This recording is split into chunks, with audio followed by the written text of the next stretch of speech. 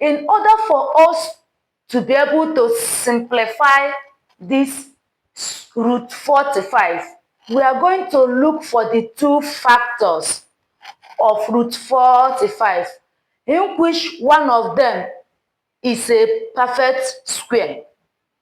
That is, the two factors of 45, one of it will be a perfect square.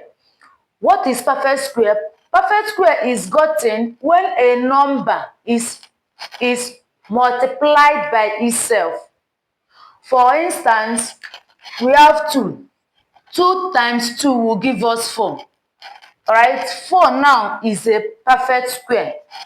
9 also is a perfect square.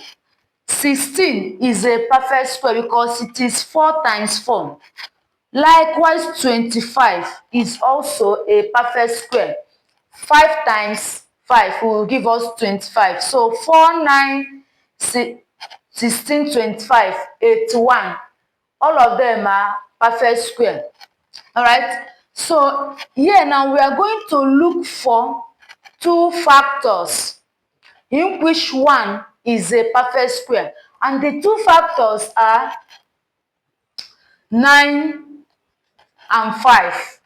Alright, 9 times 5 will give us 45. And 9 is a perfect square. Okay, so what we are going to have here will be solution.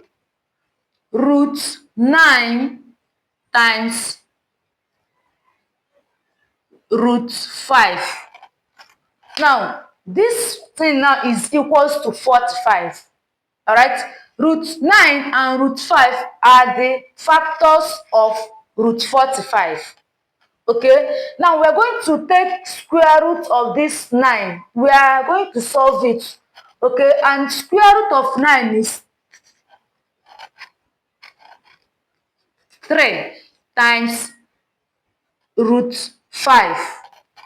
Okay, now if you multiply it, it's going to give us 3 root 5. So this is the final answer for this question A. Now let's solve B. Here we have x squared y. Okay, now the factors of root x squared y is going to give us root x squared times root y. Alright, these are the factors. Now, this square here will cancel this square root. This square will cancel square root. So once it cancels it, we are going to have x here times root y. X times root y is going to give us x root y. Alright, now for this last one,